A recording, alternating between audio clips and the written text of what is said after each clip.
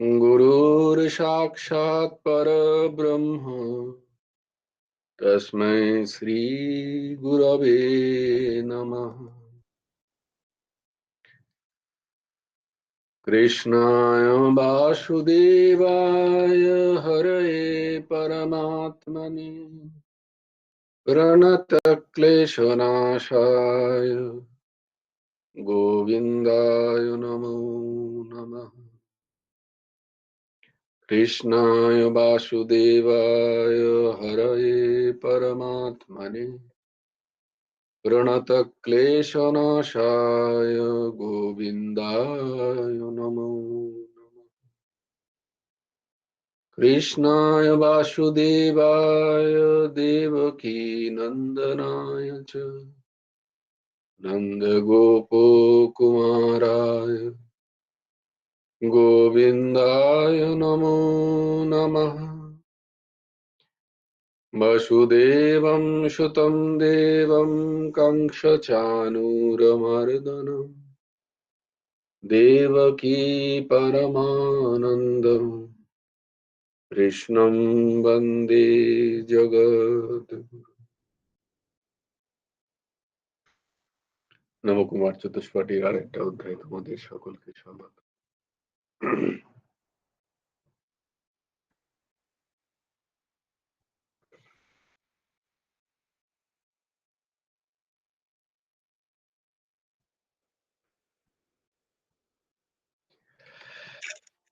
আজকে আমরা শ্রীমদ্ ভগবদ গীতার 10ম অধ্যায়ের 11 নম্বর শ্লোক পড়ার এবং বোঝার চেষ্টা করব। তোমরা আমার সাথে সাথে উচ্চারণ করো।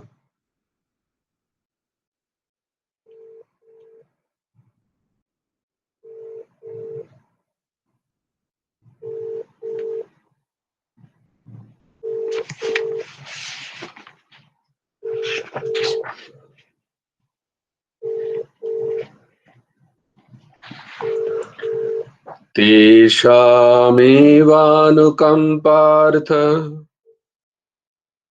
अहं ज्ञानजं तमः तेषामेवानुकम्पार्थ अहं ज्ञानजं तमः नाशयाम्यात्मभावस्थो ज्ञानदीपेन भास्वता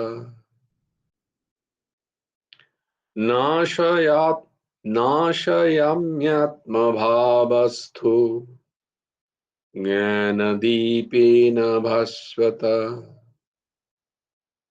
तेषामेवानुकम्पार्थम् अहं ज्ञानजं तमः नाशयाम्यात्मभावस्थो জ্ঞানদীপেন ভাস্বতা। তেষাম সেই ভক্তগণের প্রতি অনুকম্পার্থম কৃপা করার জন্য আত্মভাবস্তঃ তাদের স্বরূপতার মধ্যে অবস্থিত অহম আমি অজ্ঞানজম তমঃ অজ্ঞানজনিত অন্ধকার ভাস্বতা দেদীপ্যমান জ্ঞানদীপেন জ্ঞানরূপ প্রদীপের দ্বারা নাশয়ামি নাশ করে থাকি। ভগবান বলছেন সেই ভক্তগণের প্রতি কৃপা করার জন্যই তাদের স্বরূপতার স্বভাবের মধ্যে অবস্থিত আমি তাদের অজ্ঞানজনিত অন্ধকার দেদীপ্যমান জ্ঞানরূপ প্রদীপের দ্বারা সর্বতোভাবে নাশ করে থাকি।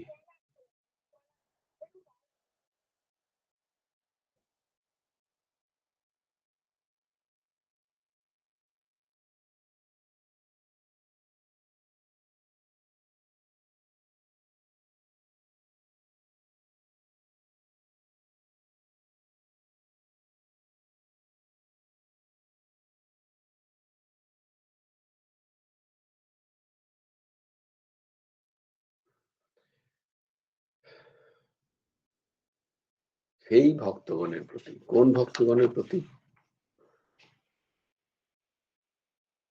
না, 10 নম্বরে যে ভক্তের কথা লেখা আছে, তেষাম সতত যুক্ত, তিনি সতত যুক্ত। 1 সেকেন্ড আর একটা ফোন আসছে।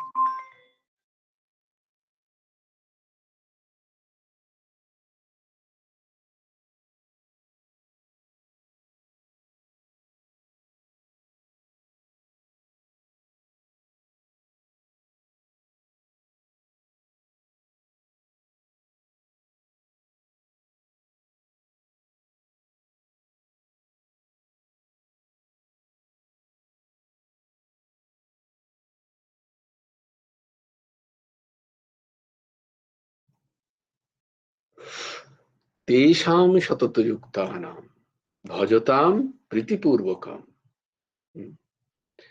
এরকম ভক্ত না, যারা সততেও আমার প্রতি আসক্ত এবং প্রীতিপূর্বক, অত্যন্ত প্রেমপূর্বক, আনন্দপূর্বক ভগবানের ভজনা করেন শুধুমাত্র, সেই ভক্তগণের প্রতি ভগবান এখানে কি বলছেন, যে তাদের প্রতি কৃপা করার জন্যই,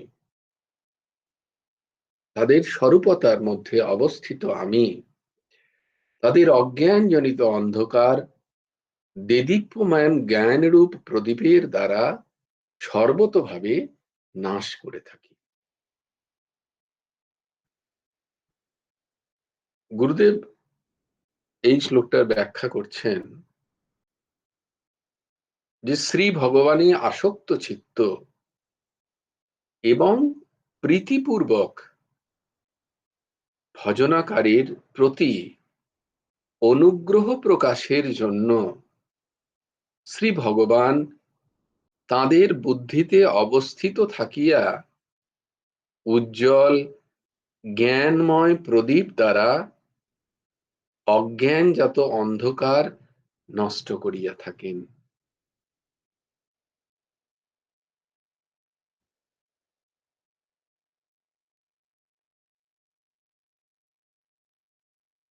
ভগবান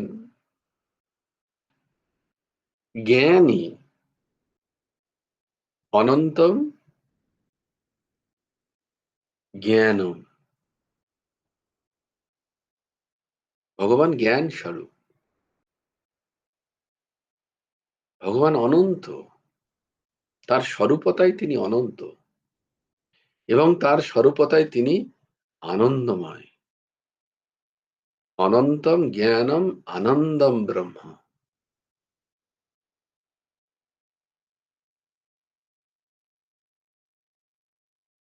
তাই ভগবান প্রদত্ত বুদ্ধিযোগের ফল আত্মজ্ঞান প্রাপ্তি। ভগবান আত্মাকার চিত্তবৃত্তির বিষয় ভূত হইয়া তদ্বিষয়ক অন্তঃকরণ রূপ দীপ তুল্য অত্যুজ্জ্বল চিদাভাস যুক্ত জ্ঞান দ্বারা অজ্ঞানজাত মিথ্যা প্রত্যয় রূপ তম, অর্থাৎ জ্ঞানাবরণ অন্ধকার বিনাশ করেন। গুরুদেব প্রভু তার সমস্ত বইয়ে, বই পুস্তক আদিতে খুবই সরলীকরণ করে লিখেছেন। শুধু এই গীতা, গুরুমুখে গীতা উপদেশ গ্রন্থে কোথাও কোথাও, বেশিরভাগ ক্ষেত্রেই তিনি চেষ্টা করেছেন অত্যন্ত সরলীকরণ, কিন্তু যেহেতু এটা মার্গীয় জ্ঞান মার্গীয়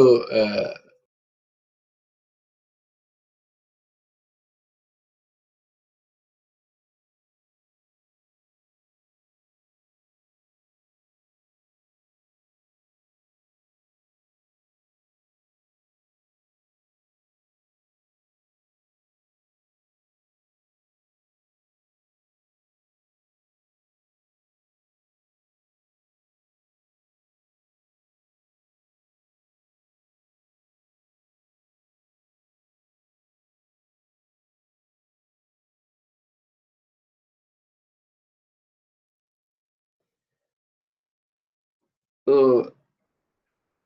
এখানে তার ভাষা, তার জ্ঞানের যে গভীরতা, সেটা কখনো কখনো একটু একটু প্রকাশ পেয়েছে। দেখো কি অদ্ভুত লিখছেন তিনি।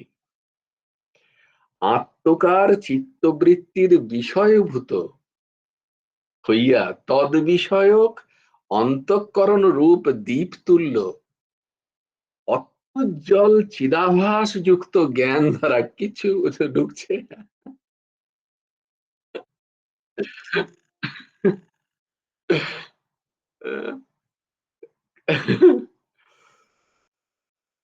জয়গুরু আদেশাম খুব কঠিন লাগছে। এইখানে বোঝা যায় যে ঠাকুরের ভাষার ব্যুৎপত্তি এবং কি গভীরতা, বাপ রে।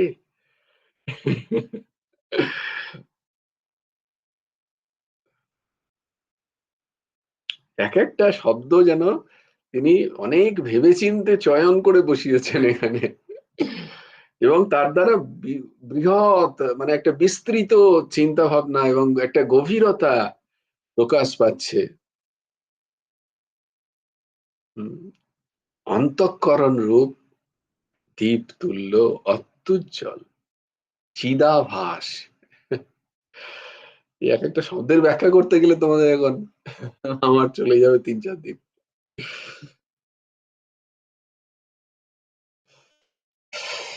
বস্তুতঃ সরলীকরণ করা যাক। আচ্ছা, আগে আগে এটাকে পড়ে নেওয়া যাক।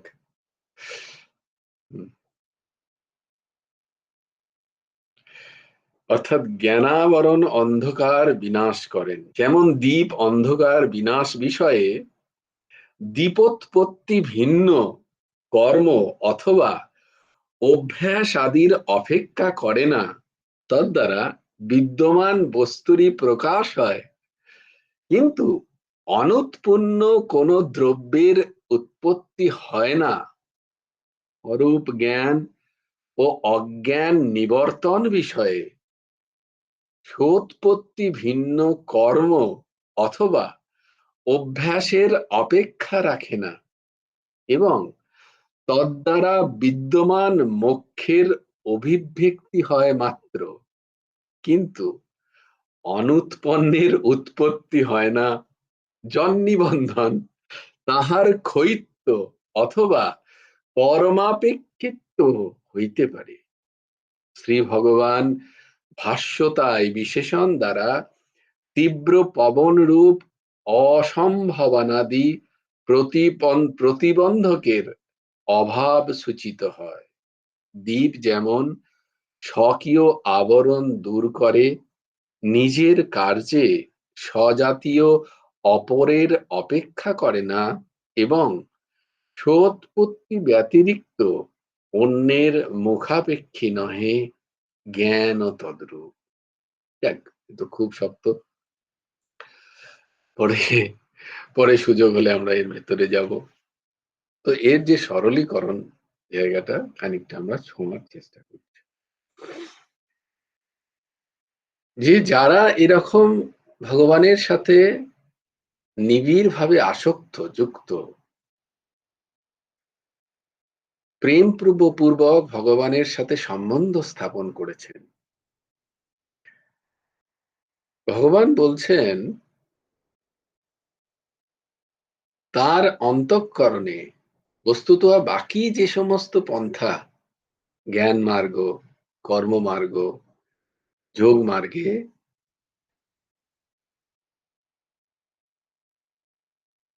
সাধকের অন্তঃস্থিত যে বিবেক, সেই বিবেক জাগৃত করার জন্য তার সাধনের অপেক্ষা রাখে। জপ, তপ, শাস্ত্র চর্চা, স্বাধ্যায়,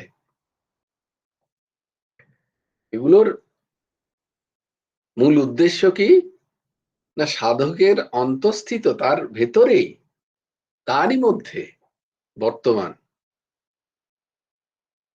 যে জ্ঞান, সেটাকে প্রকাশ করা। তোমাদের বারবার বলছি যে জীব বস্তুত ভগবানেরই অংশ, তাই জীব স্বয়ং জ্ঞান রূপ অনন্ত এবং আনন্দময়।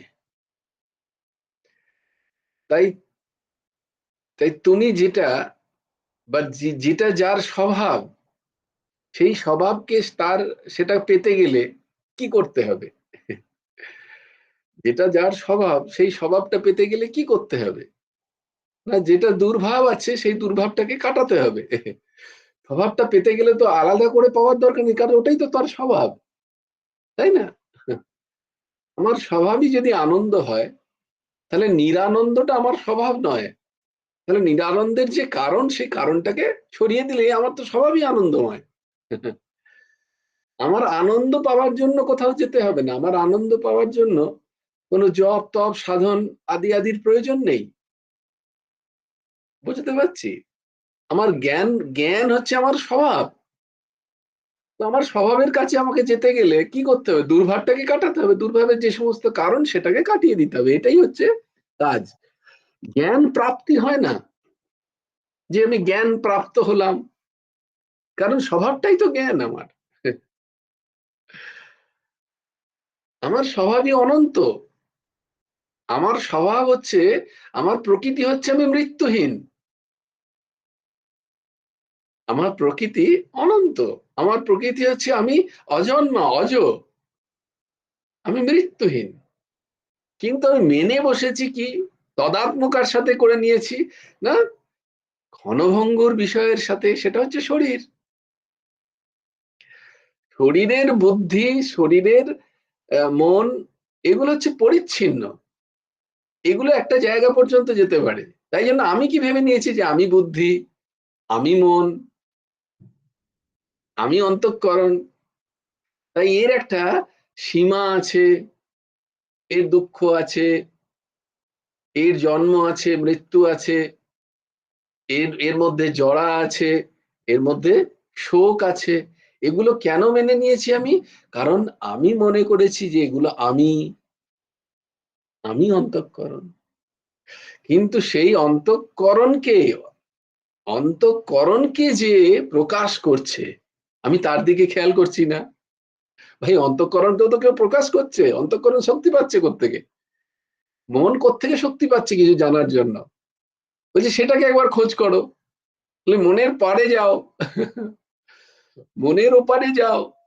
বলবে বুদ্ধি। বলে বুদ্ধিকে কে প্রকাশিত করছে? বুদ্ধিকে প্রকাশের জন্য বলে চিত্ত। বেশ, চিত্ত হলো, চিত্তকার বলে আমার এই আমিটাকে, অহম, এই অহমটাকে। এবার পেছনে যাও, পেছনে যেতে যেতে যেতে দেখবে, এইবার বলছি এই যে যেতে যেতে যেতে যেতে যখন তুমি অ্যান্সার পাবে না, তখন দেখবে যেখানে উত্তর পেলে না আর কে কে কে করতে গিয়ে, এবার যার উত্তর পাচ্ছ না সেইটা হচ্ছে তুমি। বলে কেন? সেইটা আমি। বলে যদি উত্তর পেয়ে যাও, যদি সেটা দেখে যাও, তাহলে নিজেকে আর বুঝতে পারবে না। যদি নিজের স্বরূপটাকে, কোনো জিনিসকে ধরো, কি করে বোঝাই, ধরো আমি যাকে বিষয়ভূত করব, আমি যাকে বিষয়ভূত করব মানে আমি যাকে বুঝতে পারবো। খুব ভালো করে বোঝো যে আমি কোনো একটা বিষয়কে বুঝতে পারছি বা কোনো একটা বিষয়কে আমি আলাদা মনে করছি, ততক্ষণ যখন সেই বিষয়টা আমার থেকে আলাদা, তখনই আমি তাকে বুঝতে পারছি যে এটা আমার। যে বিষয়টা আমি নিজে, সেটা আমি আলাদা করে বুঝবো কি করে? যেমন ধরো, এর উদাহরণ দেন এরকম শাস্ত্রকাররা যে, ধরো নুনের বা চিনির পুতুল বানিয়েছো। এখন চিনির পুতুল গেছে সমুদ্রে জল মাপতে, যে সে ততক্ষণ সমুদ্রে জল দেখছে, যতক্ষণ, বা নুন, সমুদ্রে তো নুনই আছে।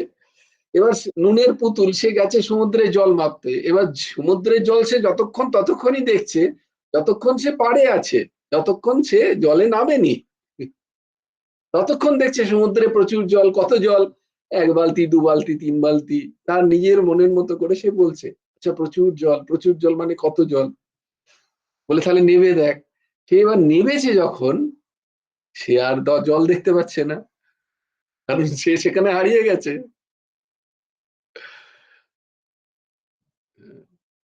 তো তাই জন্য প্রকৃতিজাত যে সমস্ত বিষয়, বুদ্ধি, মন, অন্তঃকরণ, চিত্ত আদি আদি, আমরা সাধারণত জপ তপ সাধন করি কিভাবে? এই বুদ্ধি দ্বারা, প্রকৃতিজাত বিষয় দ্বারাই না? কিন্তু এদের দ্বারা তোমার স্বস্বরূপের উপলব্ধি সম্ভব নয়। এদের দ্বারা স্বস্বরূপ যে, তার উপলব্ধি সম্ভব নয়। বলে যখন তুমি উপলব্ধি করবে তখন আর এদের কেউ কোনো অস্তিত্ব নেই। আমি আমাকে বুঝে নিয়েছি, এটা বলার মতো ক্ষমতা নেই কারুর। কারণ বুঝেছো কি দিয়ে? প্রকৃতি। প্রকৃতি কি করে? প্রকৃতিকে যে উদ্ভাসিত করছে, প্রকৃতি তাকে প্রকাশ করবে কি করে?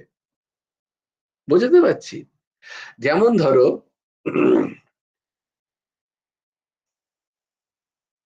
যেমন ধরো,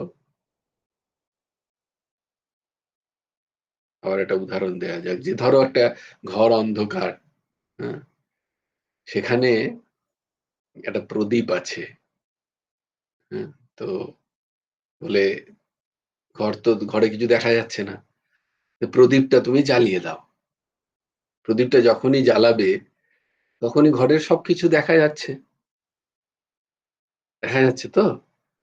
প্রদীপ যে আছে সেটাও দেখা যাচ্ছিল না, যে প্রদীপটাও দেখা যাচ্ছে, কারণ প্রদীপটা জ্বালানোর পরে তার দ্বারা প্রকাশিত যে আলোতে, হরি বল, কিন্তু আলো, তুমি বলবে আলো, আলো কোথায় দেখা যাচ্ছে? আলো দ্বারা সবকিছু দেখা যাচ্ছে। আলো দ্বারা সবকিছু প্রকাশিত, এবং প্রদীপও প্রকাশিত। প্রদীপে যে জ্বলছে যে আলোটা, সেটাও প্রকাশিত। কার দ্বারা? আলোর দ্বারাই। আলোর দ্বারাই আলো যে জ্বলছে সেটাও প্রকাশিত। আমরা বুঝতে পারছি যে তাহলে প্রদীপ যে আধার স্বরূপ আলোটা, সেটাও কিন্তু প্রকাশমান ছিল না, আলোর দ্বারা প্রকাশ হলো। কিন্তু আলোর আলোর অস্তিত্ব কই? বলে না, আলোকে তো ঠিক দেখতে পাচ্ছি না কোথাও। কিন্তু আলো বিনা এগুলোও নেই। আলো বন্ধ করে দাও, তখন এগুলোও নেই। যেমন ধরো এই যে বাল্ব জ্বলছে আমাদের এখন, আমি বন্ধ করে দিলাম, নেই তখন, আমি কিছুই দেখতে পাচ্ছি না। এবার বাল্বটা যখন জ্বললো, তখন ওইটা থেকে যে প্রকাশ এলো,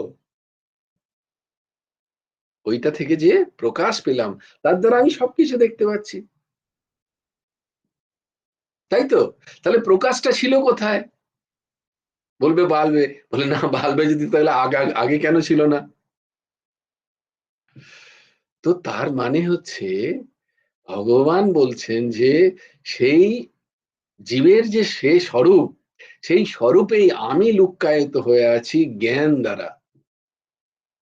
আর সেই জ্ঞান আমি প্রকাশ করি, তার জন্য কোনো সাধ্য সাধনার প্রয়োজন হয় না।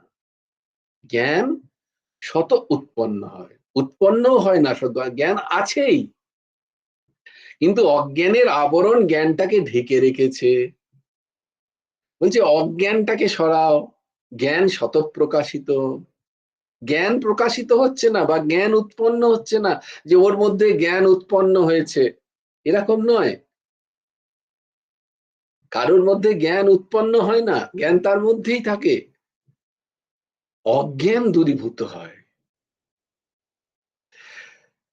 এবার বোঝাতে পারছি বারবার কথাটা, যে জীবের মধ্যে জ্ঞান উৎপন্ন হয় না, শাস্ত্র অধ্যয়ন করে করে সে জ্ঞান প্রাপ্ত হয় না।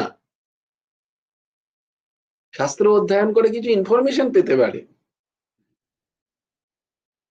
শাস্ত্র অধ্যয়ন করে সে বুঝতে পারে, কিন্তু জ্ঞানোৎপত্তি যখন হয়, সেটা তার মধ্যেই স্থিত, তার মধ্যেই আছে সেটা। সে শাস্ত্র অধ্যয়ন, সৎসঙ্গ আদি আদি করে কি করে, তার মধ্যে যে অজ্ঞান আছে, ছিল এতদিন, যে জ্ঞানকে ঢেকে রেখেছিল, সেইটাকে সরিয়ে দেয় খালি। গুরুদেব সেই কাজই করেন, জ্ঞানাঞ্জন শলাকয়া। তিনি জ্ঞান প্রদান করেন না বা জ্ঞান উৎপন্ন করেন না। জ্ঞান প্রত্যেক জীবের হৃদয়ে বর্তমান। ভক্তি মধুগর্ভ কুসুমের মতো প্রত্যেক জীবের হৃদয়ে বর্তমান। গুরুদেব সেটার প্রকাশ করেন।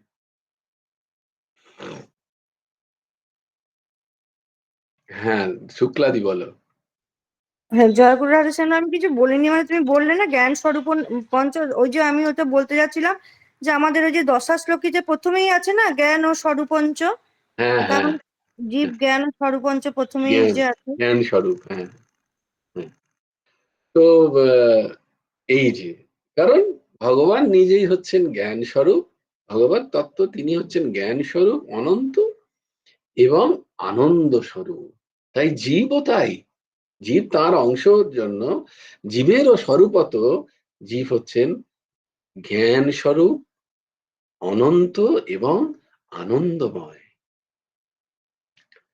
তাই যারা এই রকম ভগবানকেই একমাত্র ভজনা করেন, ভগবান বলছেন আমি তো সেখানে আছি। তাই সেই সমস্ত ভক্তকে আলাদা করে আর জপ, সাধন, তপ, সৎসঙ্গ, সাধ্যায় এইসবের প্রয়োজন হয় না তার। বলে আমি যেহেতু সেখানে বর্তমান আছি, যদ্যপি সে এগুলো চায় না, ভক্ত আত্মজ্ঞান চায় না, ভক্তের কোনো স্থিতিরও প্রয়োজন নেই, ভক্তের কিছু প্রয়োজনই নেই। যে আমার সমতা দরকার, এই যে সমস্ত জিনিস আমরা পড়ছি, ভক্ত বলে এগুলো আমার কোনো দরকার নেই, আমি আমার ঠাকুর কি আছি, ব্যাস তাহলেই যথেষ্ট।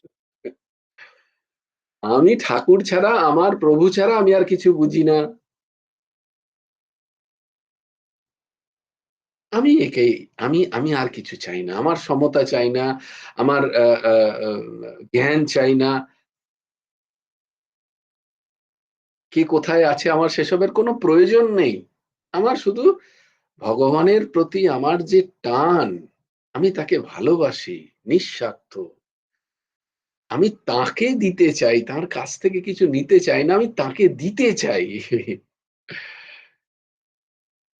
বলে এইরকম যিনি, যে ভক্ত, যে সতত যুক্ত, আমাকে প্রীতির সাথে ভজনা করছে, আমি তার মধ্যে অবস্থিত থেকে আত্মভাবাস্তঃ, তার মধ্যে অবস্থিত হয়ে আমি না চাইতেও তাকে জ্ঞান প্রাপ্তি হলে যা যা গুণ প্রাপ্ত হয় একজন, সেটা হচ্ছে অভয়তা, নির্ভয়তা, সমত্ব প্রাপ্তি। হ্যাঁ, সমত্ব প্রাপ্তি মানে সবকে সমান রূপে দেখা।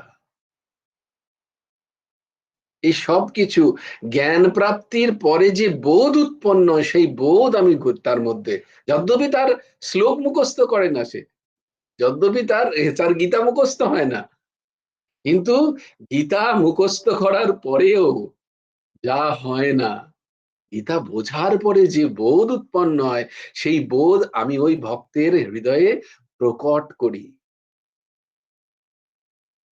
বেদ বেদান্ত বোঝার পরে যে বোধ উৎপন্ন হয়, সেটাকেই জ্ঞান বলে। জ্ঞান মানে কতগুলো ইনফরমেশন নয়, জ্ঞান মানে বোধ, বোধোদয়, বোধের উদয় হয়। যতক্ষণ না বোধের উদয় হচ্ছে ততক্ষণ অবোধ।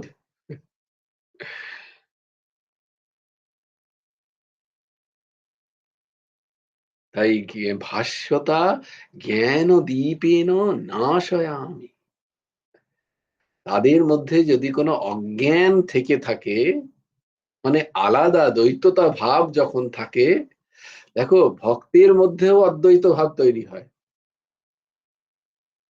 কিন্তু সে সে অদ্বৈত ভাব জেনে বুঝে বজায় রাখে, জেনে বুঝে বজায় রাখে, কারণ তার সেবাতে ভালো লাগে। সেবাকার দ্বৈত ছাড়া সেবা হবে না, অদ্বৈত বোধে সেবা নেই। আর ভগবান ভক্ত সেটা চায় না, ভক্ত ভগবানকে চান, তার মধ্যে ভগবান এই বোধ দেখায়, এই বোধ উৎপন্ন করায় যে তোর আর আমার মধ্যে কোনো পার্থক্য নেই।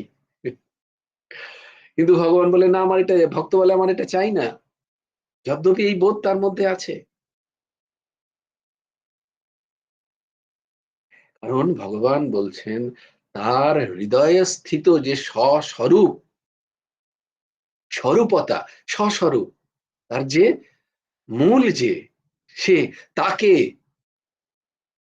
আমি তাকে তারই মধ্যে অবস্থান করে আমি তাকে চিনিয়ে দিই।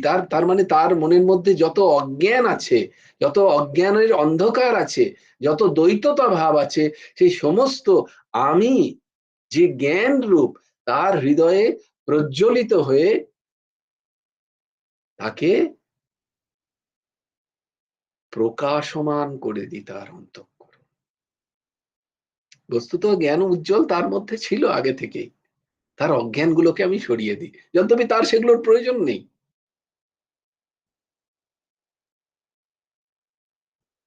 অন্য সময় কি করতে হয় আমাদের? বারবার আমাদের বলতে হচ্ছে এই শ্রবণ করো, মনন করো, নিদিধ্যাসন করো, তবে গিয়ে বুঝতে পারবে ভগবত তত্ত্বকে। ভগবান বলছেন ভক্তের এসবের প্রয়োজন নেই। যে নিরন্তর ভগবানের কথা ভাবছে, যে নিরন্তর ভগবানের ভজনা করছে প্রীতিপূর্বক, খুব ভালো করে, এবং সেটাই আমার একমাত্র উদ্দেশ্য, সতত যুক্তানাম, নিরন্তর ভগবানের সাথে যুক্ত হয়ে যে ভালোবেসে ভগবানের কথা চিন্তন করছে, তার অন্তঃকরণ জ্ঞান রূপ প্রদীপ দ্বারা প্রজ্বলিত করেন ভগবান সতই, তিনি না চাইলেও। ভগবান বলছেন এইটা অনুকম্পানার্থ, তার প্রতি দয়া পরবশ, কৃপা পরবশ। আমি তার অন্তঃকরণ যে জ্ঞান দ্বারা প্রজ্বলিত আছেই, সেটাকে আমি প্রকাশ করি মাত্র, দেদীপ্যমান নাশায়াম আয়াত্মা, আমি নাশ করি জ্ঞান দীপের প্রকাশ দ্বারা। বোঝাতে পারলাম? তো ভক্ত হওয়া, তাই জন্য ভক্তি মার্গের সুলভতার। এই রে, কে আমার এখন জয়েন করছে? কে আমার, তুই এখন জয়েন করলি? হ্যাঁ, আমি ছিলাম না, ডক্টরের কাছে গেছিলাম, ওহো হো, এই ফিরলাম ডক্টর কেন রে মা, সব ঠিক আছে তো? হ্যাঁ ঠিক আছে। কি হলো জয়গুরু শরীর? রাধেশ্যাম। হ্যাঁ হ্যাঁ হ্যাঁ মা, হুম, ঠিক আছে, ঠিক ঠিক থাকতেই আছে মা, হবে। ভালো ভালো থেকো। হ্যাঁ, কারণ আমি তো সমাপ্তির দিকে যাচ্ছি। ইয়েটা হ্যাঁ, থেকে দেখে নিও, ইউটিউব থেকে দেখে নিও। হ্যাঁ, আচ্ছা আচ্ছা, রেকর্ডিং করেছে ঠিক আছে, উর্জসীমা নিশ্চয়। ঠিক আছে, হ্যাঁ দেখে নেবো। ঠিক আছে মা, ভালো থেকো। জয় গুরু রাধেশ। জয়গুরু রাধেশ্যাম। তো এই অজ্ঞানজম তমঃ, অজ্ঞান দ্বারা যে তমগুণী বৃত্তি আমাদের মধ্যে, তম মানে অন্ধকার, অজ্ঞানজাত যে অন্ধকার আমাদের মধ্যে থাকে, ভগবান বলছেন সেই তার মধ্যে আমি অবস্থান হয়ে তার অজ্ঞান অন্ধকারকে দূর করে দিই জ্ঞান দীপের দ্বারা। তার জ্ঞান শতপ্রকাশিত হয়, তার বোধ শতপ্রকাশিত হয়ে যায়। এটা ভগবান ভক্তি মার্গের সুলভতার জন্য বলছেন। তাই ভক্তি মার্গ এত সুলভ, তাই জন্য ভগবান এখানে ভক্তি মার্গের সুলভতার জন্য তিনি এই ব্যাখ্যা করছেন। জয় জয় শ্রী রাধে, জয় জয় শ্রী সীতারাম, হর হর মহাদেব। ভজ গুরু হেমন্ত দেব রাধে শ্যাম, জপ হরে কৃষ্ণ হরে রাম, জয় জয় শ্রী রাধে, জয় জয় শ্রী রাধে, জয় জয় শ্রী রাধে। হরি বল, হরি বল, হরি হরি বল। জয় গুরুদেব, জয় গুরুদেব, জয় গুরুদেব। জয় জয় পরমংশ ঠাকুর শ্রী শ্রী হেমন্ত গুরুর জয়। জয় গুরু রাধে শ্যাম, রাধে শ্যাম, রাধে শ্যাম, শ্যাম শ্যাম রাধে রাধে, রাধে কৃষ্ণ, রাধে কৃষ্ণ, কৃষ্ণ কৃষ্ণ রাধে রাধে, জয় গুরু রাধেশ্যাম। শ্রী গুরার্পণমস্তু, শ্রী হেমন্ত দেবার্পণমস্তু। জয় গুরু রাধেশ্যাম। সবাই ভালো থেকো।